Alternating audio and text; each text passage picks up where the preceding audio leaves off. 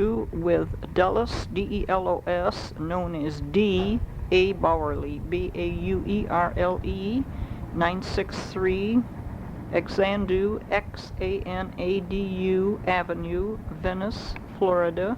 Phone 813-484-6681. Friday, March the 3rd, 1989, with Helen Earley of the Oldsmobile History Center. Tape 1 of 2 tapes.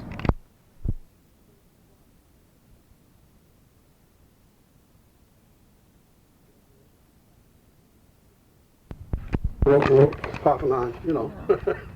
Well, then I decided to type it up so I could read it. it'd be what we first like to ask somebody, their name and their address. But why don't you go right ahead? You have some Well, I could material there that's put that right in here. Whoops. going to cover a lot of I think I've got most everything. okay, significant points.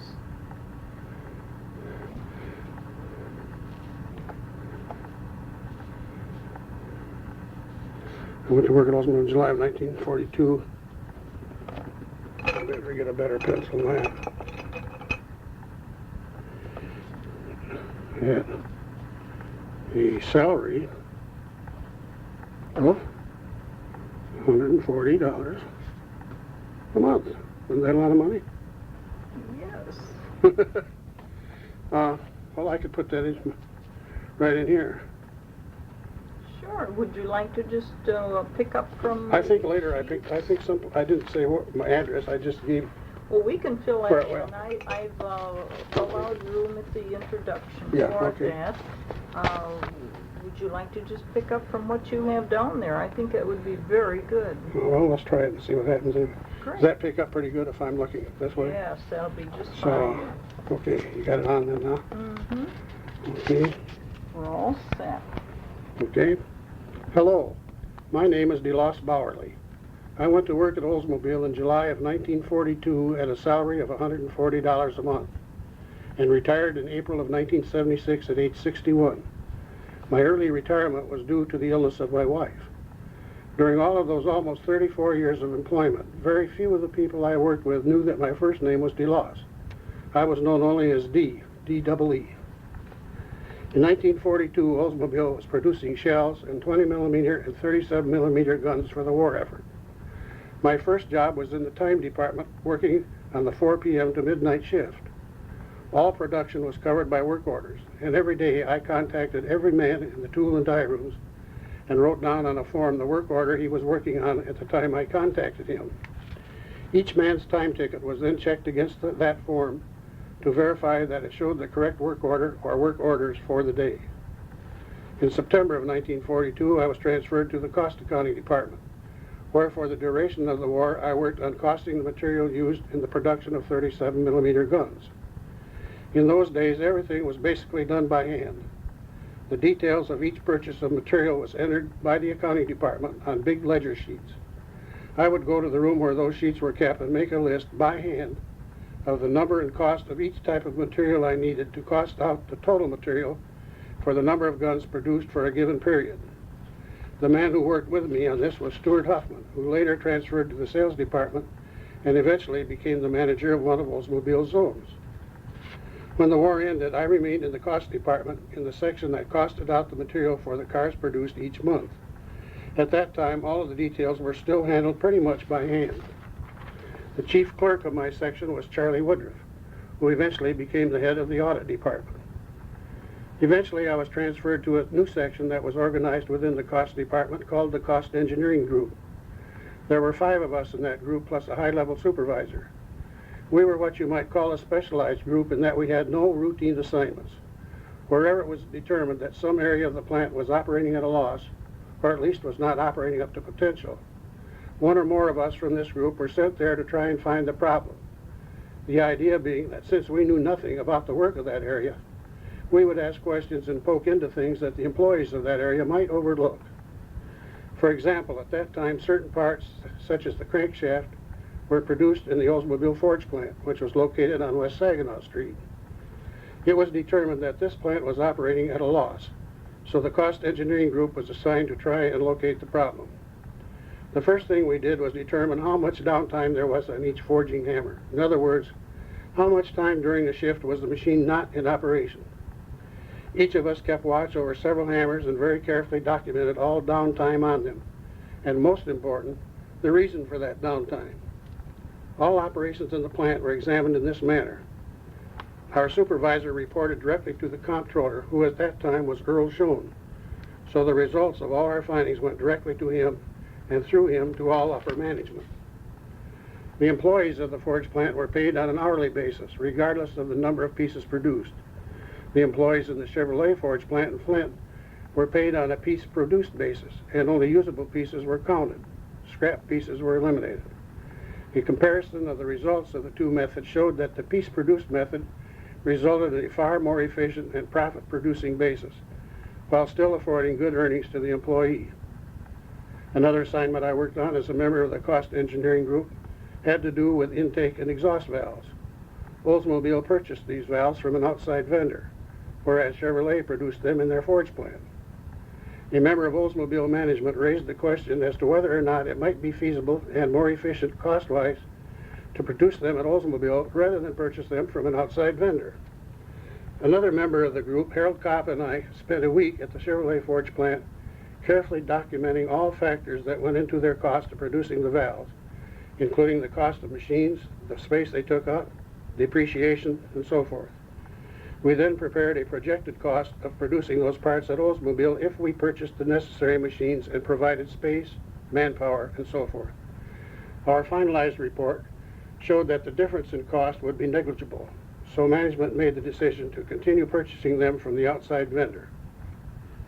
One day I was sitting in the Oldsmobile cafeteria enjoying a morning cup of coffee when a man I did not know walked by with a cup of coffee in his hand. We said hello, and he sat down at my table to visit. It turned out that his name was Max Smith, and he was in the sales department as a member of the section known as the business management department. He said that he was leaving the home office shortly for the field sales organization. We discussed where I had worked and what I was then doing. A few days later, my supervisor told me that the personnel department had called to tell him I was to go and see a Mr. M.J. O'Connor, who is the National Business Management Manager. We had a pleasant conversation, and since I was not familiar with his department, he briefly outlined the purpose of it and what they did. I did not realize until later that I was being interviewed, when the personnel department advised me that I had been offered the job replacing Max Smith, who was going out to the field organization. I accepted the job, which was a low-level supervisory job. There were 3 girls in that office who were secretaries and comptometer operators. In addition to me, there was the National Business Management Manager and the Assistant National Business Management Manager. Oldsmobile dealers used the General Motors dealer standard accounting system, so the financial statements they all produced were uniform as to content. At the end of each month, the dealers submitted to their zone office their financial statement for that month. The girl in the zone office assigned to the business management activity would separate the statements by type of dealer. Dealers who sold only Oldsmobiles, thus called exclusive dealers.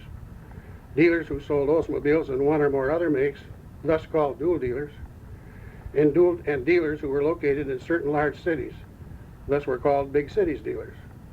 She would then accumulate all of the figures from the financial statements onto one total financial statement for each type of dealer and send those total statements to the home office business management department. When those statements were received in the home office, the 3 girls there would use their comptometers to calculate management statistics for a report called the Dealer Operating Results, which consisted of about a dozen pages. This report covered a myriad of pertinent statistics on the results of dealer operations as shown by their own financial statements. At that time, the country was divided up into 28 zones and 6 regions, with a zone manager in each zone, a regional manager in each region, an assistant general sales manager in charge of the eastern half of the country, and an assistant general sales manager in charge of the western half of the country, all under the general sales manager. Changes in the number of zones and regions were subsequently made. The Dealer Operating Results Report was prepared by type of dealer, showing the statistics for each zone, each region, the eastern half, the western half, and the national totals. And copies were furnished to all pertinent personnel in the sales department and to the upper management of Oldsmobile. At the beginning of each year, Each dealer was furnished a form on which his own management statistics could be inserted each month during that year. The name of each statistic was printed vertically on the left side of the form. When the girl in his own office finished accumulating the financial statement figures each month, she then calculated and typed on a gummed strip the statistics for each dealer and mailed them to the dealership to be pasted on the proper month of the form. In the home office, there were large shelves with big binders for each zone, holding these forms for each dealer. Copies of the gummed strips were also mailed to the home office for insertion on these forms. Early in 1950, General Motors sponsored the Dale Carnegie course on how to win friends and influence people at a reduced rate to employees. Each class was made up of about 40 employees and met 2 evenings a week for 14 weeks. There were 3 directors handling each class who were selected employees from those who had completed the course. They handled the start of the program on Tuesday evenings, then qualified Dale Carnegie instructors handled the balance of the evening. The directors handled the entire program on Thursday evenings. I completed the course in 1952 in a class called the Spellbinders. The directors were Ralph Mosier, Ted Jameson, and Bill Yates. Upon completion of the course, I was fortunate enough to be selected as a director and worked with Ted Jameson and Bob Mooney in directing the class called Dale's Best. As the head director, I then worked with Fred Jantz and Bud Riffle in directing the class called the Communicators. The training and experience was of the utmost value to me, particularly in working with dealers and in being able to stand in front of and talk to both large and small groups of people. Later on, when I was a member of our fuel organization, I also completed the Dale Carnegie sales course when it was given to all zone personnel. Eventually, it was decided that there should be a zone business management manager in each Oldsmobile zone. I applied for one of these jobs and was sent to the Milwaukee zone in 1954. The zone business management manager's responsibility was to oversee the accumulation of figures from the dealer financial statements each month by his secretary, and more important, to call on dealers and counsel with them regarding the results of their operation as disclosed by their financial statements. He also made presentations at dealer meetings held by the zone. Prior to the start of each year, the zone business management manager also held a conference with each dealer called a Sales and Profit Conference to set up his plan of action for the year. How many new cars he should sell, how he should handle the resulting used cars, how much service work he should sell, and what his total expenses should be, all coordinated so the dealership would make a satisfactory profit if all goals were met. Each month, the statistics on the gum strips he was furnished by the zone showed him how he was progressing toward those goals. Various members of the zone personnel, as well as certain members of the dealership personnel, sat in on the Sales and Profit conferences. The zone manager in Milwaukee at that time was Clyde Swartz. The assistant zone manager was Bob Teeter. The zone car distributor was Howard Beffel, and the zone service manager was Merle Bonacker, a most enjoyable team to work with. During that time, a man who was a senior clerk in car distribution in the Chicago zone was transferred to Milwaukee as the assistant car distributor. Eventually, he was promoted to district manager of District 1, the city of Milwaukee area. Early in January of 1957, Clyde Swartz was promoted to regional manager of the Midwest region. Bob Teeter was promoted to zone manager of the Milwaukee zone, and I was transferred to the Chicago zone, a much larger zone, as the zone business management manager. The man named to replace me in Milwaukee was the ex-senior clerk from Chicago, who had become the manager of Milwaukee Zone District 1. You may recognize his name. It is Bill Lane, who went on to be a vice president of General Motors and the general manager of Oldsmobile. When I arrived in Chicago in January of 1957, the Chicago zone manager was Jim Knowles. The assistant who arrived there when I did was Duke Reeves. The zone car distributor was Chick Fleck, and the zone service manager was Dick Zerwer. Later on, Jim Knowles was transferred and replaced as Chicago zone manager by Kerm Hull. This was another most enjoyable team to work with, and the experience I gained was most helpful to me later on. Early in 1960, I was transferred back to the home office in Lansing as the Assistant National Business Management Manager. Here I assisted in the determination of business management programs and forms for use in the zones. I held one-week training sessions for newly appointed zone business management managers. I made contacts at all zones regarding our programs and made many dealer contacts with zone personnel. I also made business management presentations to certain classes at General Motors Institute on a regular basis. Shortly after I was transferred back to Lansing, a change was made in our sales organization. Emmett Feely was transferred from Chevrolet to become Oldsmobile's general sales manager. In view of this, a dealer meeting was scheduled in every zone to present him to the dealers. The Oldsmobile general manager at that time was J.F. Wolfram, who made a speech at each meeting to introduce Mr. Feely, who then made a speech outlining his views. The original idea was to have a different man from the home office sales departments travel with Mr. Feely each week so he could become acquainted with him. The lease department manager, Ed Stanley, traveled with him the first week, and I was nominated for the second week. However, Mr. Feely decided that since I was familiar with what he wanted, I might as well travel with him throughout the series of meetings. That resulted in my traveling to all of the meetings in a GM plane from Father's Day in June to the end of August, with Mr. Wolfram and a man from our advertising agency to assist him as needed, Mr. Feely, and also a man from Oldsmobile Exhibit and Display Department, Don Lowndes, who made sure the sound and lighting was correct at each meeting. I had an interesting but nerve-shattering experience on one of those trips. As each meeting ended, the zone had cars available to whisk us to the GM plane at the airport so we could leave immediately for the next meeting city. Mr. Wolfram and the advertising agency man rode in one car, Mr. Feely in another car so he could converse with his own manager, myself in another car, and Don Lowndes in a fourth car. At the conclusion of the meeting in Boston, the zone man assigned to drive me made a wrong turn and got lost. When we finally arrived at the airport, we saw the GM plane starting to taxi away from the gate. Someone saw us arrive, so the plane slowly returned to the gate. Part of my job was to keep Mr. Feely's speech in my possession at all times so it would be readily available when he needed it. When the plane stopped, Mr. Feely came tearing down the ramp, grabbed the speech from my hands, and let me know in no uncertain terms that if I had not had that speech, they would have taken off and left me there. I was sweating bullets, not only because of Mr. Feely's anger, but because I wondered what Mr. Wolfram's reaction would be. He didn't say anything then, but as I was standing at the curb waiting for my car and driver at the conclusion of next day's meeting, Mr. Wolfram came out and got into his car. It started to pull away, then backed up, and Mr. Wolfram stuck his head out of the window and said I had better get in with him. The man from the advertising agency then told the zone manager, who was driving, how my driver got lost after the previous meeting, thus holding up the plane. Mr. Wolfram merely said, "Those things happen sometimes." Was I ever relieved, and believe me, I made certain that I was thereafter furnished with drivers who got me to the airport on time. As time went by, our business management operation became more and more automated. Before I retired, when the dealer financial statements were received in the zone office, the business management girl would sit down at a keyboard and transmit the statement figures directly into the computer in Lansing. When all of them were received from all zones, the computer calculated and printed out all of the dealer operating results for management in the home office and in the zones.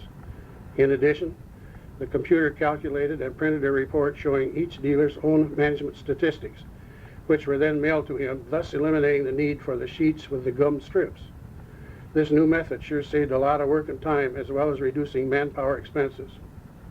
I have fond memories of the many people I worked with in one way or another during my years at Oldsmobile, both in the field and in Lansing, in addition to those I have already mentioned. For example, in Lansing, Bob Webster, who I worked with for many years in the home office business management department, George Clemson, Harvey Wade, Bob Panza, Bert Green, Claire Oxendale, Mark Lillard, and Bill Escher, just to name a few. I could name many more, but the list is far too long to cover here. Late in February of 1976, I knew that my wife's Parkinson's disease had progressed to the point where I needed more time to help her. I talked to Charlie Locker, the head of the salary payroll department, about retiring early, and after checking, he said I should come back the next day and he would have figures ready. When I saw him then, he said I had 4 weeks of vacation to take, so I was to start that the next day and my retirement would be effective April 1st, 1976. My wife and I spent the first 4 months of 1977 and 1978 in a rental unit in Florida. We then bought a place in Venice, Florida, and moved into it in September of 1978, making occasional trips to Michigan to see our 3 children and 6 grandchildren. Let it be known that we don't miss the cold and snow of the north at all. You put a lot of work on that, didn't you, Dee? You do very well at that end there. I noticed that I'm not much of a typist. Oh, I think you did a great job organizing. Whereas here I had 1877 instead of 1977. Well, I almost said it that time. Well, corrected. as far as I know, that's pretty much what. Well, No, I don't get any more detail or anything. sure, can I ask you 2 questions here? Look, you hired in when? 1942. And who did you talk with, and where was the employment office? This was rather odd. I'll have to tell you the story. Sure. I had gone to work for one of the major oil companies who had a district office in Lansing at the time. The agreement with them was that I would be in that office at least a year before being transferred someplace. And I'd only been there about 3 or 4 months when I got a call one Thursday that I was to be in Philadelphia Monday morning, which didn't fit in with our agreement.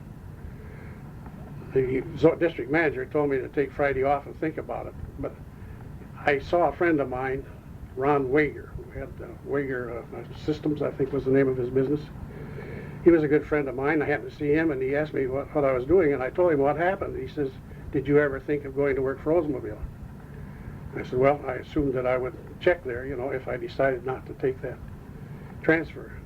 He said, "Well, let me call you later today." So when he called me later in the day, he says, "You have an appointment Tuesday at 9 a.m.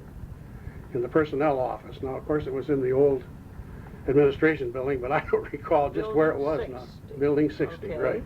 Okay. Who And did you I talk talked with, and they sent me to, I think it was the assistant comptroller after that. Yeah, who did you speak with first? I have no idea who it was then. Okay, and then you went to... Then they sent me, I think it was the assistant comptroller, and he... Do you remember his name? I don't remember who he was. Okay. I know Earl Strong was the comptroller, but I don't remember the Right. assistant. Okay. And I remember he showed me a list of several pages of all the recent hires, and my $140 was the highest one on that list. I suppose he had special lists for everybody. But What were you hired in at? Okay, just a clerk, A clerk. and In they the- called it time study, I think. Time It was in the study. time department. Do you remember where your office was? It was way out in the plant someplace, and I don't know Don't which remember building it the was in the building. plant, because I Okay. suppose they had different offices Where for did... timekeepers in different areas. Sure. Who was your immediate supervisor or foreman? His name, I believe, was Bob Taylor. Bob Taylor. And Okay. he was in charge of the timekeepers, and that's all we did was check people to see what they were doing, as I said here at the time. This was hourly people. Yes, hourly people. Mhm. And mine happened to be the tool and die room, there were some pretty well-paid people for your tool and die men. So you manually Yeah, would be manually. kept track of the I just went time? up to each man at his machine and looked at my watch, and if it said it was 9:45, I said, "What work are you working on now?" And he told me, and I wrote it down on the list. Then the timekeeper checked it, his time ticket against that to make sure that he turned in the right number, I so that see. the right work order got charged with his time for that day. So actually, Dee, things were really done manually. Now, would you be making a copy? Was there a carbon under this No, sheet? That was it. You made one original sheet? Just and made then- one sheet, and that was it. One And I sheet. suppose And after they did that, they threw it away. I don't know. But Well, where did that sheet go then? went to the timekeeper, Okay. whoever kept the time for that group of men. Okay. Now that was just about when the war was starting, wasn't it? 42, yeah. Right. I forget when it ended now, so far back. But, 45. okay. So were you it was in in the- 45 then when I got transferred to the cost department. I see. So after the war it ended, In fact, I got transferred before that. What did I say here? I think it was in September 42, so I didn't work there very long. I went in July of 42 in the time department. September, I was in the cost 42, department. you were in the cost department then was located in building 60 Right, on the I fourth don't remember floor? which floor it was then. We moved different places. We were in building 60. Before we were done, we were in several places. We were where the medical department was, Oh, and yes. what was that building where the parts department was, right back in building 60. 62, wasn't it? Or- I think that's right. Yeah. We were there at one time, and then we were way out on the corner of Logan, and what was the driveway building at one time, Logan and then we were moved Olds. out there, Logan and Olds. Okay, building 68. So we were there for a while. Okay. Who was your first supervisor then in the accounting system? I've forgotten that now. I've Okay. tried my best to think of what the names, and I just can't Okay, recall. what did you do in the accounting? Well, then we costed out the parts. That's what I was talking here. And that We was production parts? production parts for the gun. Okay. Yeah, we would just The accounting department put these parts on ledger sheets, you know, every purchase. And then I would have to make a list of the parts that I needed, however many I needed for the number of guns that were produced that particular month, and the cost of them. What they did, this is kind of technical, but we're costed on a first in, first out basis, which meant the first parts bought were the first ones we costed out in the use of the guns, so that we were always keeping the parts up, the cost up currently. And that's about how it was done. And then our office was full of Martian machines and calculators of all kinds in those days, because everything was just done by hand. We just multiplied and divided everything by hand. Did you have ordnance people in there No, with it was you? just general. Just Oldsmobile Oldsmobile people. people. Yeah. I see. And I just tried my best to think of some of those people, supervisors, but I just can't think of any names. Too far back. Okay, Sandberg, Well, of course, he was farther up. But, farther up, okay. Niehaus, Niehaus was, at one time, Niehaus was the general. okay. Little side issue there, Uh-huh. which was kind of interesting to me, probably not to anybody else, but that department was divided into those people costing out labor and those people costing out parts. And I was, of course, in the parts part. And one of the, that's when Charlie Woodruff was the head of that little group, the cost chief clerk. And I can't think of the man who was in charge of the hourly or the people that costed out the labor, but one day I happened to find out that the people in that department were getting a raise. Oh, in the labor. In the labor department, the people in our department weren't getting a raise. So I went in and talked to second in command of all of the costing there. You remember his name? And I don't remember him, but I talked to him about it, and he said, well, there wasn't anything he could do. And I said, well, then I quit. I'm not going to work someplace where you pay one people to do his job at a different rate than people doing the same type of work.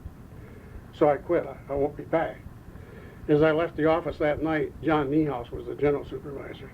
And I met him in the driveway. That's when we were in Building 62. And I was going to my car. He came across from Building 60, and he saw me. And he stopped and talked with me a minute, and he says, would you do something for me? Would you come back? I was supposed to go on vacation for a couple of weeks. He said, would you come back when your vacation is over and come and see me? And I did. And when I walked in, he said, your group got the raise too. So that worked out well. Very nice. What kind of a man was he to work with? He was very nice. He was the type that kept a clean desk. If he had there was a bunch of work, there would be papers all over the desk. Then he would call all the individual minor supervisors of us and say, okay, this is your job and this is your job. And when he got done, everybody had a job, and he didn't have any.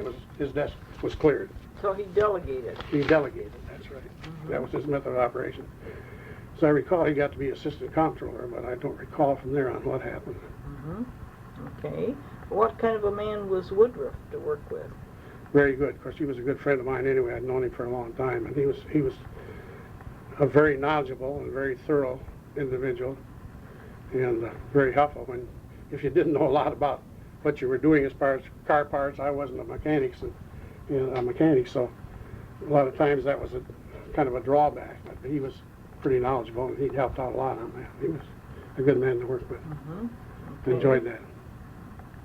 Well, then, after you were, the war was over, what was your assignment? Where were you? Well, that was when I'm talking about car parts. When I was working under Charlie Woodruff, that's after the war was over. Okay. That's after the war was over. Okay. Because we costed out guns all that period, and I don't remember those fellows. But when we got into that hourly, the labor and the parts part, that was in the car end of the business. Okay. Yeah. Very fine. How long were you in that area, Dean? Well, I was there until 1954 when I went to Milwaukee. Okay. Well, no, that's not right. I'm sorry. I was there until I don't remember the exact year. I think it was 1947 that I just before the rocket engine?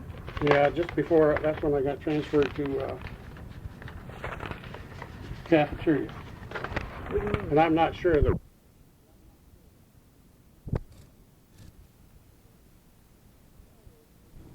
Well, we're in business again. You said I'm not sure of the year, but I was in the cost department. I think it was 1947. Then I went and had this interview with Mr. O'Connor and got transferred to the business management Okay, now department. Mr. O'Connor then was... He was the national business management manager. I see. And he's the one who was interviewing me, and I didn't know it. What kind of a man was Mr. O'Connor? Very interesting. He was a very short man. If you rode in the car behind him and saw his car going down the road, you'd swear the car was going by itself. His head was, he looked through the steering wheel. He was a very well-educated man, very smart, and rather short-tempered, too. If you didn't do things just right by the way he thought they should be, he heard about it. And you didn't really work on a relaxed basis. You were kind of on edge all the time, wondering if you were doing what you should be doing, the way he looked at it. But we got along fine. Everything worked out fine. Who was he your immediate supervisor? Yeah, that was it. There was a national... You see, when in the sales organization, we had the business management department was part of the sales department. Okay, who was general sales manager at this time? Was it J.R. Jones? He was... Or Dave Ralston? I think it was right after Walsham. I think it was when Jones was there. I remember Jones being there. I remember sitting in on several meetings. One time having to make a presentation when Mr. O'Connor was gone to Mr. Jones about some of our work. But anyway... How was Jones to work with? What kind of a man was he? You know, he was a hail, well-met type of fella, if you recall. He didn't work closely with him, obviously. It was always through the supervision. But he made quick decisions and knew what he wanted to do and just went about getting it done. That's about the way I remember him. But,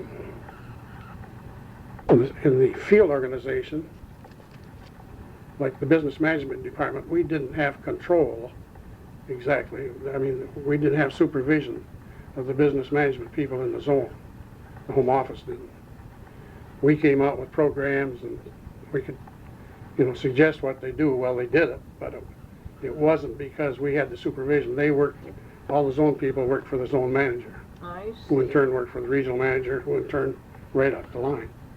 But it just worked out fine. We could make out the programs, and we have the business managers come into a regional meeting, and each year we used to hold 6 regional meetings around the country and outline our program for the coming year to those zone managers those zone business managers in that region. Would this be around new car announcement time? Well, usually in the fall before, so they'd have time to... Right. Remember I mentioned earlier these sales and profit programs? Well, this gave them time to get back and set up those conferences so they could get them done before the beginning of the next calendar year. Okay. And so it was usually in about October that we'd get out, which wasn't too far off from announcement sometimes. How many people were in the business management department at that time? That was all in the home office. It was very small. There was just the national manager, the assistant manager, the supervisor, the clerk, or what do I want to say, chief clerk over the office manager maybe, and then 3 girls, and that was it. And your title then at that well, time when I got back, after I came back from the field, was the assistant national business manager. Yeah. Well, but in 1947, it was office manager. Was office manager of the business management department. That was just Lansing. That was in Lansing. That was just those 3 girls. Okay. Yeah. Did you remember the girls? No, I've been trying to remember their names. So Bila Dio was one of them. Oh yes. And I can't remember that. One girl's name was Norma. I can't think of her last name. Norma Zeller. Yeah. Oh, right. Okay. And the third one, I have no idea. Just okay. We changed that. That was the one that changed quite often. So. Well, then you were transferred to Milwaukee, you said, as a business manager. Yeah, zone business manager. Zone business manager. Who was the Milwaukee zone manager at that time? That was Clyde Swartz. I mentioned Swartz. Clyde Swartz. Right. Yeah. Okay. And how was he to work with? Very good. He was. His theory was that we didn't get anything accomplished sitting in the zone office. Every Monday morning we had a department head meeting. The zone manager and his assistant car distributor, the service manager, and myself. And we were to discuss what we were going to accomplish that week, or try to accomplish what we were going to do, where we were going, and then everybody's supposed to take off for the week. I mean, that was his idea, which is true. Mm-hmm. It didn't get anything done unless you were out talking to dealers and trying to get cars sold and things handled, you know. How many dealers did you cover then in the Milwaukee zone, you remember? I don't remember how many. I only covered the dealers that were large enough to handle statements, but that was quite a, that was, yeah, that was, I don't, was quite a few, but I have no idea now how many it was. It's okay. Of course, Milwaukee was one of the smaller zones. It wasn't a large zone. It covered Wisconsin, the western half of the Upper Peninsula of Michigan, and just a little bit of Illinois. Rock Island, I think, was Rockford, Illinois. Was, that was all. I know in Chicago, it was a lot bigger. We had somewhere between 75 and 80 dealers I had there to call at various times. No. Probably Milwaukee was around 35 or 40. Okay. Did you sometimes run into a dealer that gave you some problem with the business management? Yeah, we always did. There was some dealers that would give zone people problems, no matter what it was. I mean, he just. Well, how did you get around that? How did you work that? Well, some of that was come back from that Dale Carnegie course I was talking about. Some of the points you learned there on how to, kind of work around that, and eventually get the man on, get the man on your side. And most everybody had that course, so it usually worked out. We just generally they would work with it. That doesn't mean they would always go ahead and do what you wanted them to do, but generally they would. Because it would be to their advantage. Yeah, I had cases where, there would be times when cars weren't selling like they should, and they were still producing them, and we'd end up with a big number of cars to be sold, and then, boy, everybody would have to get on the ball and let's get the dealers to take these cars, So then we'd either call or go out and see them and try to talk to them about the cars. Well, I always tried to do this by trying to tell the dealer, look, if you'd buy so many of these cars, this is what your profit potential would be. I'd had cases where the dealer would come in the office and he'd say, well, my district manager said I should buy so many of these cars, but I want to see, what do you think about, Hopefully it was the district manager had told me what he said, so I would try to coordinate my thought, but I would try to, figure out, okay, you could do this. And I've had cases where dealers even came back and said, hey, that worked out. I wish you'd even told me to buy more of them, but it's, you just had all kinds of things to talk about. Do you remember any servicing problems, Steve? Yeah, of course, the servicing problems I didn't get into, the service manager would. Okay. If the service department wasn't producing like it should, then we would get into that in this sales and profit program. We would talk about why. Our zone service manager would be there, the dealer service manager, and a lot of times a lot more people than that if it was a big dealer. Sometimes these were big meetings to try and locate why wasn't the service department doing what it should be. And we found all different kinds of reasons, and we tried to get that corrected, But as far as customer complaints about the service department, that wasn't my problem. That was the only time I got into it was one time I didn't want to. I mentioned Merle Bonacker was a service manager in Milwaukee. Oh, yes. And he and I drove together down to Rockford, Illinois. I was going to see the dealer about something, and he said there was a complaint that he was supposed to check on the car. So we went in the same car, and when we got down there, he says, you might as well come with me. I'm going to check out this customer's car. So I got in the back seat, and the dealer got in, and Merle drove. And he got out on the highway, and he stepped it up not as fast as the car would go, but pretty fast. And I said, here we are going pretty fast. By the way, what's the problem with this car? And he says, no brakes. Oh, dear. I wanted to say, let me out, but we were going too fast. Stop rolling. But that's, and then he was trying to find out what was wrong and help the dealer get the problem located. There's all kinds of things we got into when we're talking with dealers. The district manager warned me about one dealer who was hard of hearing, had a hearing aid. He says, you got to keep watch of him, because if he doesn't want to hear what you're saying, he said he'll kind of go like this and he'll shut off his hearing aid. But most dealers, were Mm-hmm.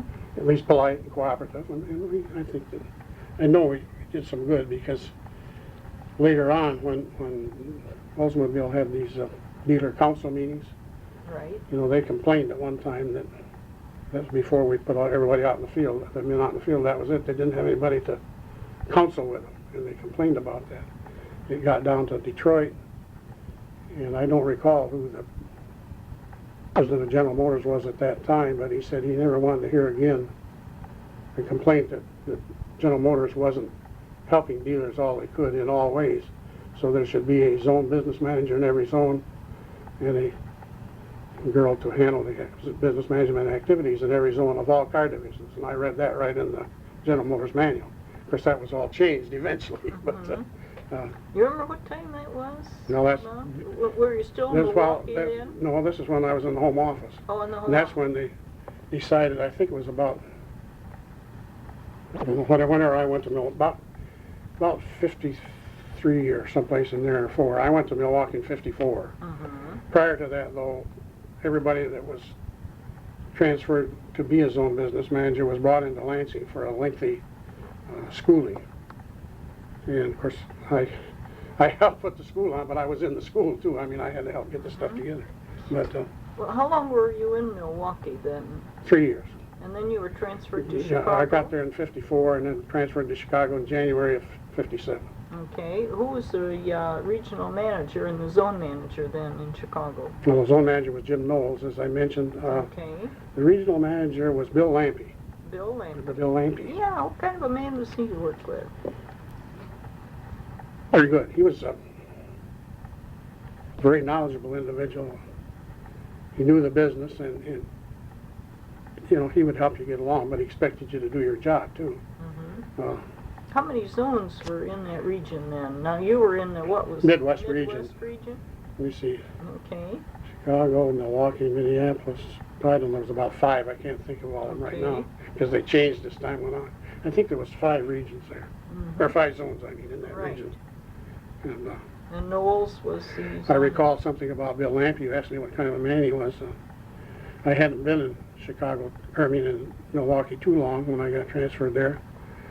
And I found out that each month he had the Milwaukee zone make up a series of reports for him, special. Special for Lansing. Yeah, and all of the figures that he asked for were in these dealer operating results that we put out each month.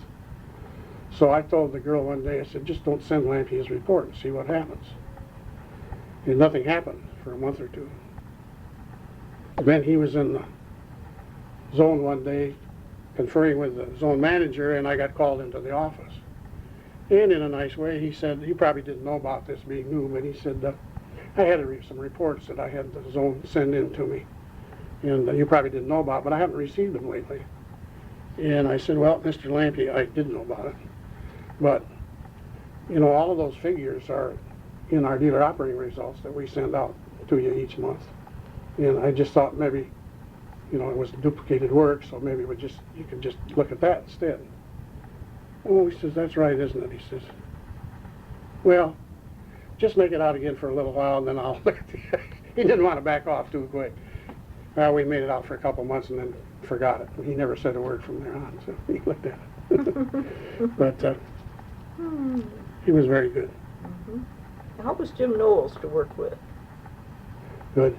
Jim was, we did a lot of traveling together, calling on dealers or in meetings, and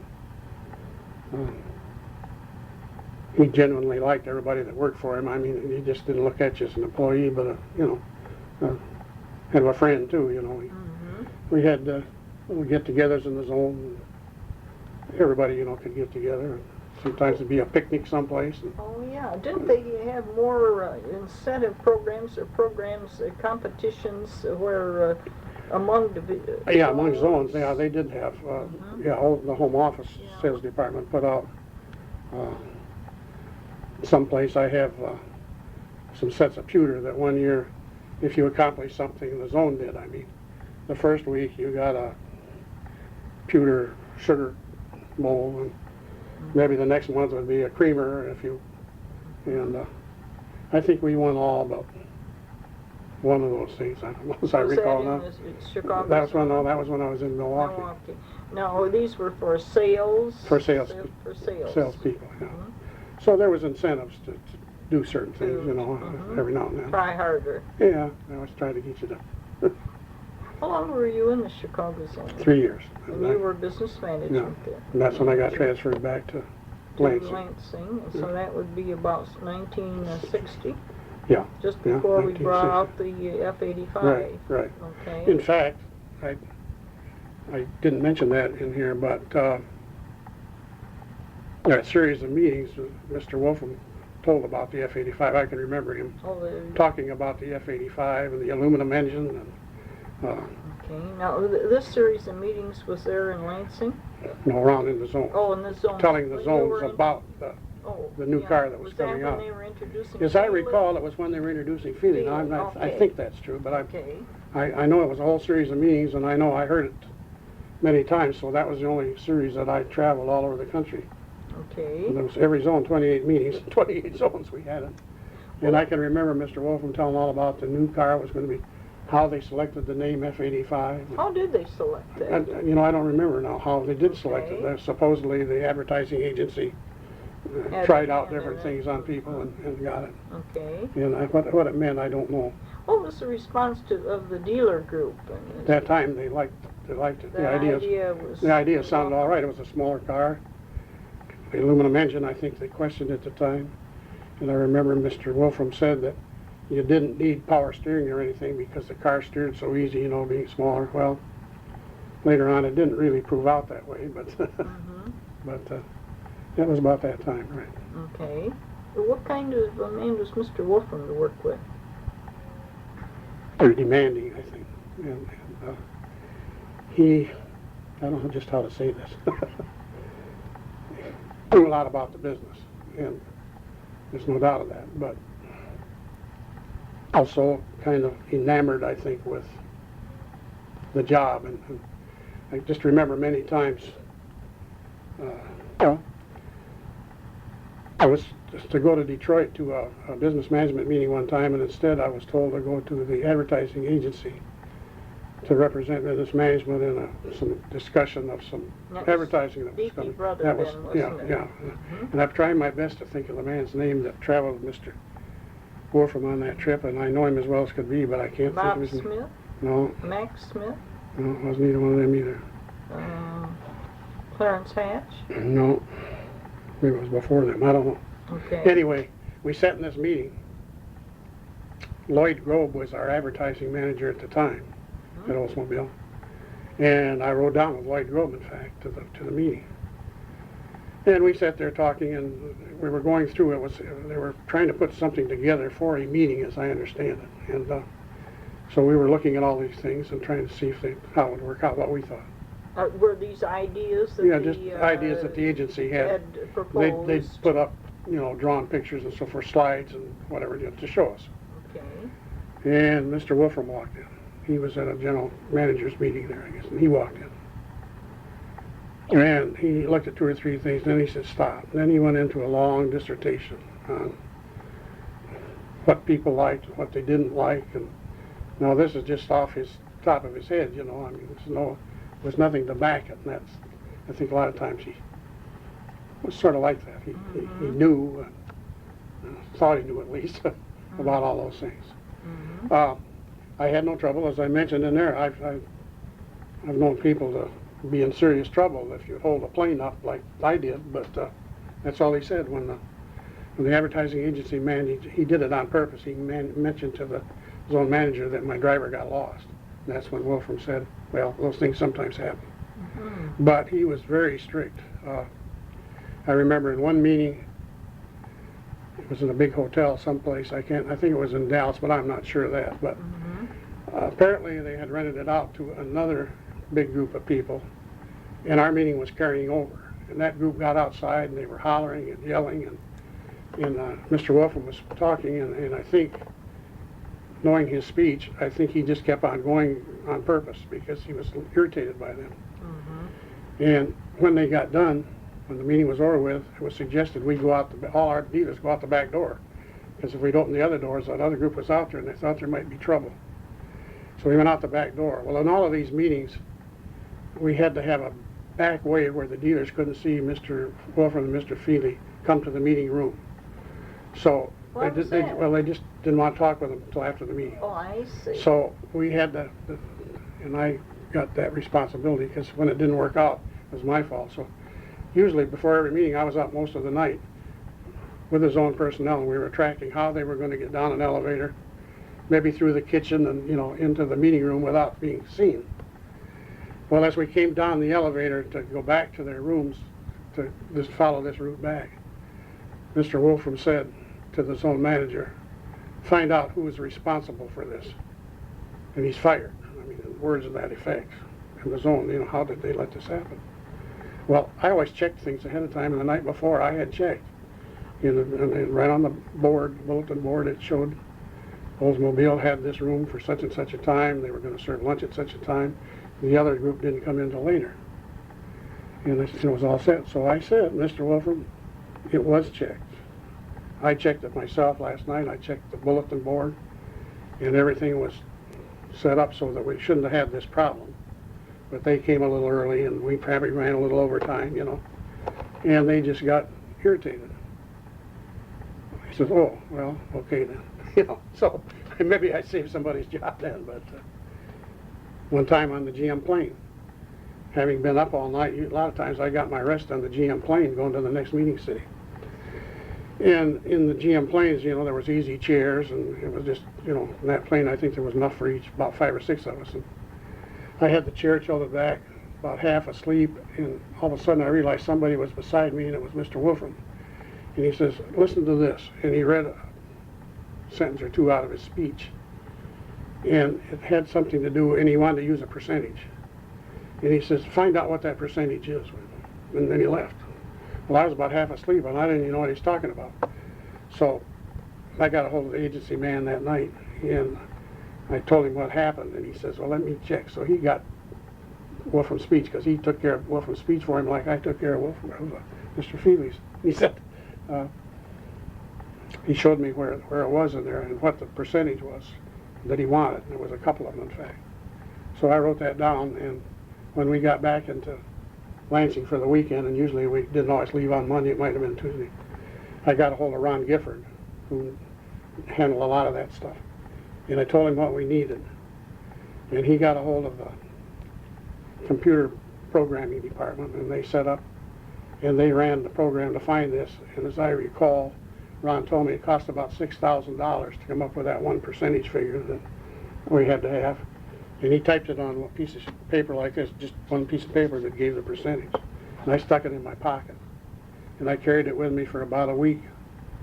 Never said anything to Mr. Wolfram. One day he came back and he said, "Did you ever find out about the figures?" And I said, "Yes, sir." Handed him the paper, and that was it. He never said nothing. He just expected you to do that without, Now, Gifford's title then was... I'm not sure what he was.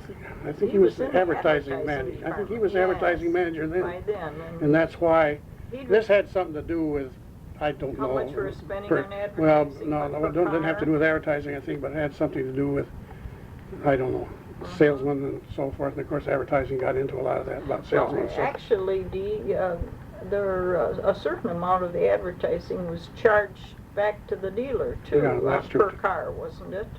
But that wasn't what this was. He wanted to say what percentage, something about salesmen and what percentage did so and so, and I don't recall it so far back. That was but, Oh, gee, you had the answer. at least it worked out. Thank goodness for Ron Gifford. Yeah. How was he to work with? Ron, he was nice. Well, he was very good on all things. He was, no matter what it was. There was a whole group of us. When I got back from Chicago, got transferred back, there was a whole group. There was Bill Escher, Bob Panza, Bert Green, Gifford, and who else? And then myself, and we had a table reserved every day at Archie's for lunch. And we never knew how many, but it was the big circular table there in the middle of Now, was Archie's. he then located just Corner up of by the hotel? Was his... No, this was in back of what used to be Arbaugh's. right on the corner. Oh, yeah, Kalamazoo. Kalamazoo and I can't think of that first street. Grand, yeah. Oh, right. yeah. Yeah. Okay. And so it didn't matter whoever of us were there. Why we always had that table. He just saved it. Mm-hmm. And so that's how I got better acquainted with a lot of those fellows because we were together a lot at noon, you know. Well, what kind of a man was Escher to work with? Now, he was heading up the Yeah. O&A then? Yeah, he was head of the O&A department then, yeah. And Bill was a neighbor of mine where I lived out in Tacoma Hills, just up the street a little bit from me. And he was very nice. He was very, of course, in that job, everything had to be specific, you know. True. With percentage, everything had to be specific, so he was very careful about that. And again, there was a man that was probably a little bit ahead of everybody else in his thinking power and a lot of things. And, Why do you say that? well, he just could think ahead. He could think of a lot of things and come up with a lot of answers before anybody else could see it. Before like they he ask you a did. question. Well, almost. He could.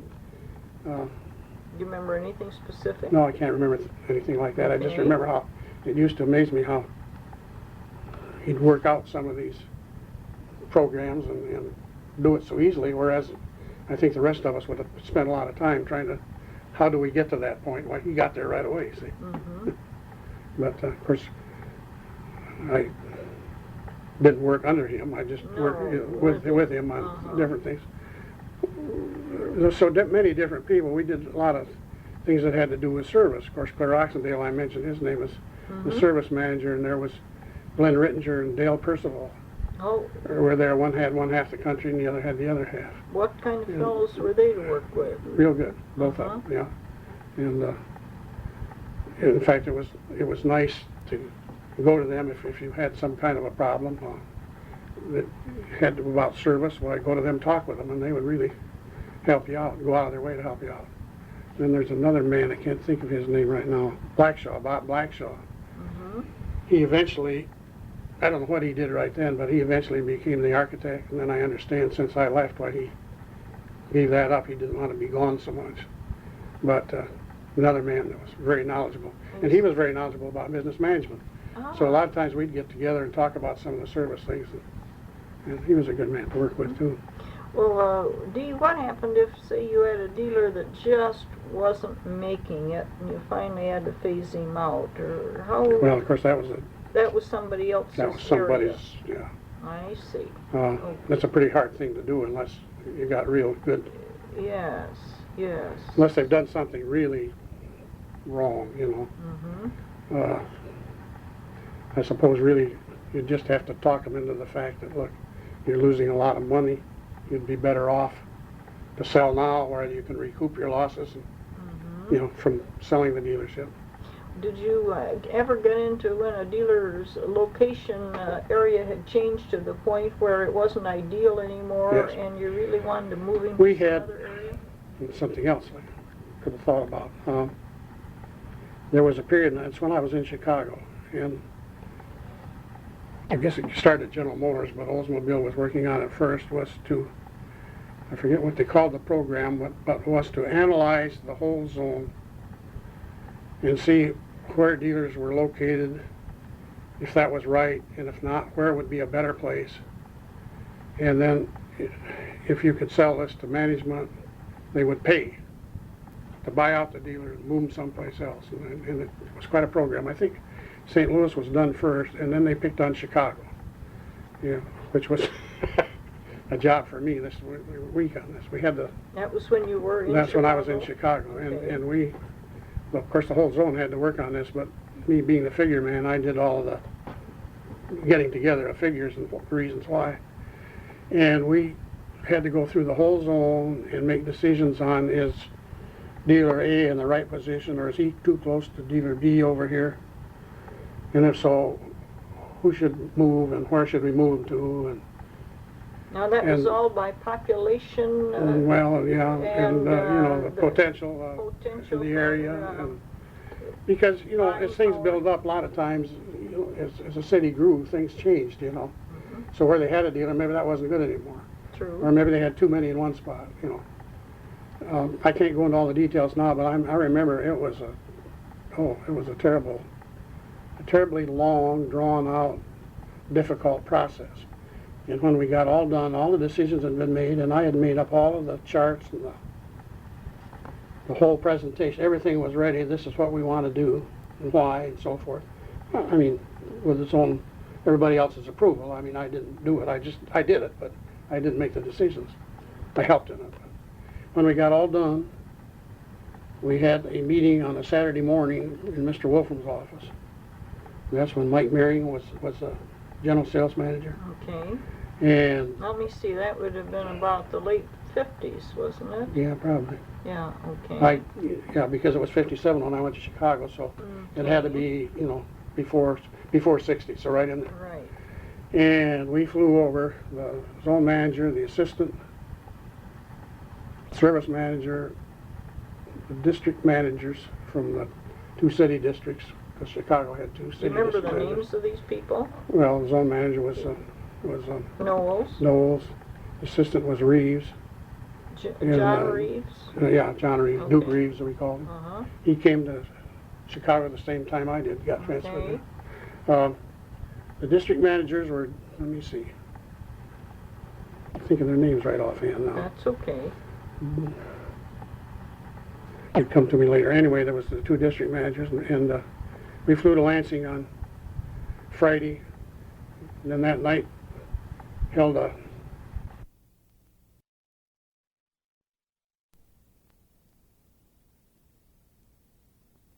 So when we got to Lansing on Friday afternoon, the whole group got together and way into the evening, and Jim would practice what he was going to say at the meeting the next day, and we'd all sit there and fire questions at him like some home office management might, because everybody from all the departments in the home office were sitting in on this.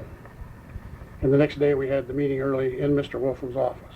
Got there and we set up the chart, and Jim started to make his presentation. And I always remember everybody, you know, when you were with the general manager, you kind of set up straight. And, well, you know, acted very businesslike. Mike Marion sat in the chair with his leg up over the arm of the chair all the time. He was entirely different from the rest of us. Anyway, the presentation was made, and it took all morning. Mr. Wolfram bought it, and we were going to go into making those changes. Now I don't know how many changes were ever made, because But you were relocating a number of we were dealers locating in the dealers. Chicago area. We were going to keep this one, we were going to move them, and whatever that cost, we had to estimate what it was going to But cost. you're You know. still going to have the same number of dealers. Probably, we might have eliminated 1 or 2 out someplace I that see. didn't, but Okay. the idea was not to do that, but to get them in better places. So, So that I don't took really a know what while. happened, because that was late 50s, and in 50s, yeah, and I got transferred back in 1960. And they may have done some of them, but I don't know. I think eventually that program was dropped, because it probably got pretty expensive in all zones to do that. Especially if the factory were buying the dealer out and relocating Yeah, they were spending, I don't recall all the details of how they were going to do this. A lot of it, though, we were going to do by attrition. Now, what do you call that? What does that mean? When the dealer died, Oh, yes, I see. if something happened to the dealer, then we would say, okay, we're not going to have this point anymore. That closed that point. It's closed that point. There was different ways to do it without spending money. We narrowed it down to maybe the most important few that we should get done now. And the other ones, okay, we could wait until something happened, you know, it wasn't earth-shattering right then. So, but that was quite an experience working on that. I remember that when we left for the plane from the Chicago zone, well, the regional manager went with us too. I mean, besides Now, Clyde who was the Swartz. regional? Clyde Clyde Swartz. Swartz, okay. When we left, all the girls in the zone office stood up and applauded and cheered, because they had been typing for days on this stuff and trying to do their other work and get those things out. And they all applauded and cheered that we were leaving. Glad to be rid of us. Now, Dee, you were transferred back then in 1960 or 61 60. to the home office Right. as what was Assistant National Business Manager. Assistant National Business Management Manager, right. And where were you located then? Where was your office? That was in It was, the new administration. It was in the, no, it was still in the old administration Okay. building, and it was on the first floor. You know, the general sales offices are right at the end. At the north end. Yeah, and Okay. as you turned from the hall to go down towards the general manager's office. Right on the right-hand side, there was a big square there.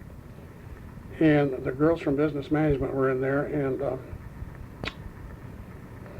I don't know whether it was, I think it was Harvey Waite's secretary, but one of the girls was the secretary to one of the assistant general sales manager. They were in there. Okay. And in a little office just before you got to that, the last door coming down the hall, north, if you opened that up, there was a little tiny office, and there was 3 of us in there. Bob Webster and myself, and I'm trying to think, I guess at the time it was, I can't think who the first man was. Shortly thereafter was Bob Panza. They brought him in as the national business manager. Mm-hmm. Here was 3 of us in this little office. And Bob Webster was on the phone all the time. You couldn't think, you couldn't work on anything at all. And they didn't know what to do. And finally, I come up with a bright idea one day, and Bob Panza is one that he'd follow through on anything. I said, why don't they set the secretary's desk outside the door of each assistant general sales manager and the advertising manager and the sales promotion manager in that big hallway out there? Mm-hmm. And that would leave part of this room vacant. We could move the partitions over, and we could make 2 private offices, and then we could move Bob out there. And by golly, they did it. And so we were still in the same area. Mm-hmm. And they weren't very big offices, but at least buildings. Bob Pants and I had our own office where it was quiet, and I wrote most of the presentations and everything, and you need to think a little bit. Need some quiet, not a whole bunch of talking and typewriters going and everything. Mm-hmm. But then in the new building, when we moved over there, I can't forget which floor we were on there now. But, do you remember the girls that worked for you? Well, there was Janet Fig. Okay. There was the other ones changed a lot, and I just can't remember who. Okay. I don't remember who the last ones were, but we had several different ones there. But Janet Fig, she's still working, I understand. Right. She's still in the sales department. Christmas cards and notes at Christmas time. Mm-hmm. Right next to us was. What do they call that department? Where the complaint, customer service, yeah, okay. Was next to us at that time. But I don't recall which floor. I think we were on. There was a basement floor and the second floor. I think we weren't way up. Second, third level maybe. Yeah, I don't know what. Yeah, I don't. Someplace in there. I don't. Okay. The accounting department was right across. Oh yeah. I remember that in my office, it was all glass. And when they decided to clean the drapes or do something, they took all the drapes down. And I could remember all those people over there in the accounting department, I thought were looking at me as I sat on my desk, wondering if I was working. Oh, gracious sake. Well, what kind of a man was Mike Merring to work with? Well, if I tell you a little story, it'll explain it better, I think. Mm-hmm. When he came to town for meetings, and there would be his own meeting, and he was going to, his own man, I mean, as the general sales manager, was going to talk. Why, you'd have the whole thing set up, but I remember that this was in Chicago, in Chicago. We had to work to get the thing together, and his own personnel were really around every place getting things set up and make sure. At that time we were going to stay in motel, and I can't think of the name of it now, that was fairly close to the training center, because that's what Mike wanted to do. Oh, that's where the meeting And the meeting was going to be in the training center and then their auditorium. Mm-hmm. Was that out at Hinsdale? Hinsdale, right. Okay. And so we were all to make ourselves scarce. When the car came with Merring in it, don't be around, Oh, really? Yeah, because they didn't want him to see that, people there. I don't recall it, but that was just, okay. I guess because maybe he didn't like that. Anyway, I sat in the office, the motel office, and I had the newspaper in my hand, rolled up, and I figured, well, he's never going to come in the office. And darned if he didn't come in there. And I'm hiding behind the paper, but he saw me. He says, come on down to the room and have a drink. Well, what do you do? The regional manager said, stay away, but the general sales manager says, come on. So I went. Well, sure. And when we got in the room, he asked me some questions, He says, pour us a drink out there. He said, he went in to wash up after his trip, and he says, asked me some questions about some dealer. And I didn't know what he was talking about. I had no idea. The questions were nothing. It didn't mean anything to me. So I said, Mike, I know nothing about that. Sorry, but if anything is being done along that line, I have no knowledge of it. I just am not in on it. I don't know. Okay. Well, later, the regional manager walked in and looked real surprised. But then when we left, he wanted to know, the regional manager wanted to know what Mike said, and I told him about this. He says, you know what he was doing? He said, he was just baiting you. He said, if you'd have tried to make up an answer that make him believe you knew something about it, he said, he'd have jumped all over you. That's what he was baiting you for that. And he was kind of like that a little bit.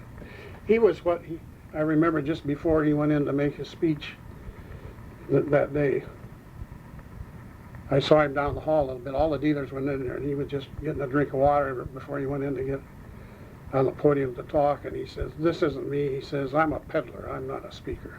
Well, that was Mike. He was more of a real salesman, you know, peddler type than make speeches and, you know. Did he do a good job making a speech? Oh, yeah. Did he read from a prepared speech, or was it Generally more off the cuff? Well, of course, usually he had to have something there, but I think he deviated quite a little bit. Turn that off now. Sure we can. Yeah, Vic Sutherland became During the time that I was in Chicago, or part of the time, a little bit of the time, the general sales manager was Vic Sutherland. And I remember him coming to Chicago at announcement time when in Chicago, they held all the announcement shows for the zones in that area. There'd be a whole week of announcement shows. I can't think of the name of the hotel right downtown. Palmer House? No, it's one that's been torn down since then. Oh, okay. And it's 40 floors or something like that, and the cars would be shown there. And the announcement show was at the auditorium, the Civic Auditorium. And so we always had to arrange to have buses to haul the dealers from the hotel to I guess they call it the Civic Opera House for the show, and then back to see the cars. And a different group of dealers would come in every day in the zones for that. And I remember Vic Sutherland making those speeches then, and then we knew that he wasn't feeling too well. Sometimes you'd see him sitting holding his head like this. And apparently that's the beginning of when he had problems. That's too bad. But he was the general sales manager then. I remember that now. Okay. Now let me see. After he left, Feely came in, didn't he? That could be the time, yeah. It was Emmett Feely. Yeah, could be the time he came. Okay. Yeah, you said what, 50? Sutherland was there in 58. And you're retired in...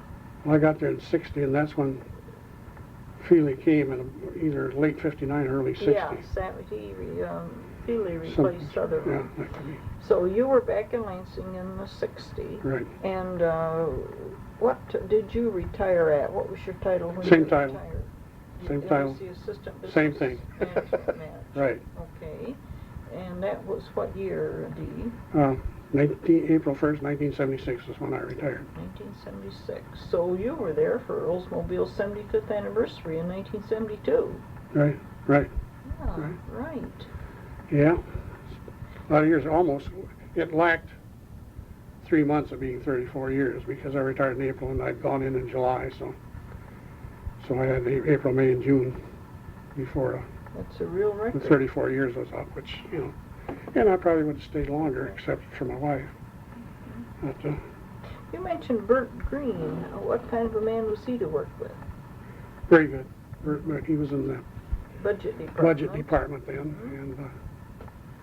and he was a very good man to work with. I enjoyed Bert very much. He, as I say, I did a lot of traveling, and so everything was expense, you know. I don't know if you remember Ben Billings. He was the national business manager for a while, and I traveled with him a lot. And I just did everything that Ben did. I not everything, but I mean, you know, we had to eat that. Everything was in the same category. Then he was gone a long time, but after he was gone, then they kind of clamped down on that. And I remember one day, Bert Green called me and he says, well, nobody has said anything yet, but he says, your meal expenses are running pretty high. He says they're a little bit higher than some of the other people around here, so just a word to the wise, you know. Yeah, so well, and the kind so of a good friend, you know. Mm-hmm. You mentioned Bob Webster, too. Oh, yes. Well, we worked together for years. He replaced me as the office manager when I was transferred to Milwaukee in 1954. That's when I first got to know him. So then he was still there when I left in 1976. So there was a lot of years there that, of course, I was out in the field a while, but I still, you know, saw him and talked with him now and then. Then when I got transferred back, why, then we worked together for years there. Yeah. Did you feel any difference in the attitude in working in the home office or working in the field, Dee?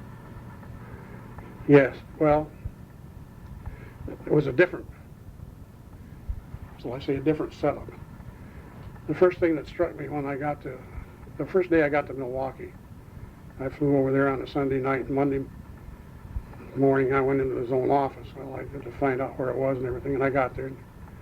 And they said that the zone manager, who was then Clyde Schwartz, was holding his Monday morning meeting. So I went right on in, and he introduced me to the other ones in there, the car distributor and everybody. And we talked a few minutes. He says, well, let's go get coffee. And he went out and said to his secretary, we're going down for coffee now.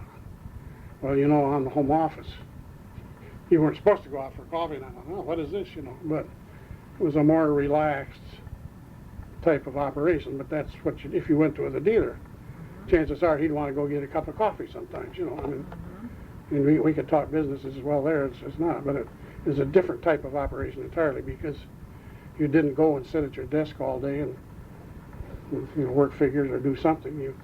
You might be at your desk working on something, but more often you were out someplace, either traveling or in a dealership or going to the next dealership or to a meeting or something, you know. So it's an entirely different operation than the home office, where you went to work in the morning. Of course, in my case, it wasn't quite that bad because I did a lot of traveling. So there'd be a lot of weeks I wasn't in the zone or in the home office very much, you know. Just enough to get information maybe or something, but I did do a lot of traveling. Did you tell us, I think you did, when you first began this interview, what you were hired in at? Yeah, $140 a month, I remember that. Which sounds odd now, doesn't it? Mm-hmm. That's why it's so important to catch these things now. Well, that was a lot better than when I first went to work. My first job that I ever had was $12.50 a week. So, and then when I left that, I went to this oil company I mentioned, and of course that was quite a bit more as time went on, you know. But then when I came to Olds, why, that $140 didn't sound too bad. No, the benefits we have. Yeah, and the benefits, that's the important thing. Everything too. Yeah. Well, Dee, I always remember that at one school, a man said, when you go out and go to work, you have to make up your mind whether you want to be a little toad in a big puddle or a big toad in a little puddle. And it ended up that I became a little toad in a big puddle. But there are a lot of benefits to that, like, as we talked about, the benefits that we have. GM. Insurance at GM. So there really is. Unless you really made it big with a small business or something like that, why, it always seemed to me that wasn't too bad. No. It worked out well as far as I'm concerned. It's been a great interview because you've given us so much background on the way the business management scope is with the dealers and the home office. And anything else you would like to add to this before we close it off? I can't think of anything right now. It was just very interesting. To me, it was interesting how things transpired from hand operation things to the or to mechanized the computer. Yeah, they were. Now even today it's changed way beyond that. Oh, but yes. But even in 1976, when you retired, they were still getting the reports in from the dealers to the zone by some mechanized device. Computer. The girl office. could sit down in the zone office, take the dealer statement, put all those figures in, and the program was set up so she could look at the screen, and it gave her a picture of the statement. So she just typed the figures on it. As she did that, it went right into the computer in Lansing. So that the minute she got finished, and every zone did, the computer kicked out all these reports. And And then Whereas- this fast method, the decks of getting information to the zones Yeah. at the same Same way, time yeah. from the home It office. was all important. It really, Mhm. it was great. We kind of got into that before anybody else did, I guess. And we came up with some special reports of our own that we thought the dealers would like to have, and that's what the computer kicked out. As time went on, they decided that down in Detroit they were going to handle a lot of these things instead of the zones or the divisions doing it. I see. So that's why all these changes that came, and I don't know if they got a business management department or not now. I don't If know. the last I knew they had, the only thing they did was, if the information wasn't right in Detroit, they used to call Lansing to check with the zone to find out what was wrong with that statement. Maybe it comes under sales analysis. I don't just know. don't know either. I don't recall. They may have just done away with it entirely. I don't know. Because the zone or the corporation, they don't do like we did. And I still think it is a mistake that I think that we did a lot of good when we were out talking with dealers, because they were interested in their profits. And when you could take their financial statement and say, have you noticed this? And, kind of talk to them about it, they were more apt to try to make corrections, to do something to change that figure around, than just somebody saying, well, you ought to change that, So, but they don't have the people doing that anymore, so. Well, did the business management department evaluate somebody, say, here's Joe Dokes, and he decides he wants to be an Olds dealer? Was that No, part we of never your got into that, no, responsibility? no. Okay. Not particularly, because he'd send, he had to send all the information in to the zone, and that was all checked out by somebody, but I see. we didn't have to get into that Okay. particularly. But we might have talked to him after he got, to make sure that he knew that he had to use this counting system and, submit statements and so on and so forth. Did you ever run into any problems with dual dealers? Not particularly. I mean, Okay. somebody, when it was a dual dealer, somebody had the business management control How or did contact. they, how did they determine I don't know how they did determine that. It had been determined generally, when you came into the fold? by the time I got there, this had been done. I suppose on a new one, maybe the one that would, if he'd sell more cars, he'd probably sell more Oldsmobiles than he would Cadillacs. So we might have had it. But if it was a dual Chevrolet Olds, well, he'd probably sell more Chevrolets, so Likely they Chevrolet. might be the Chevrolet contact. That might be one of the criteria. Okay. But somebody had to contact them. But then we always worked with the other division too. If we were going to set a sales and profit program for a dual dealer, we always contacted the other division, their zone business manager, and talked with them and about what did they want to accomplish at that dealer. Maybe they'd even sit in on the meeting, so that we would kind of work together. So it was very interesting work. Enjoyed it. I could see you did. Well, I think we've covered pretty much. Seems to me we've covered quite a bit. What I like to do is I might borrow this. Yes, you bet. Yep. And then I can return it to You bet. you. Sorry. Well, thank you, Dee.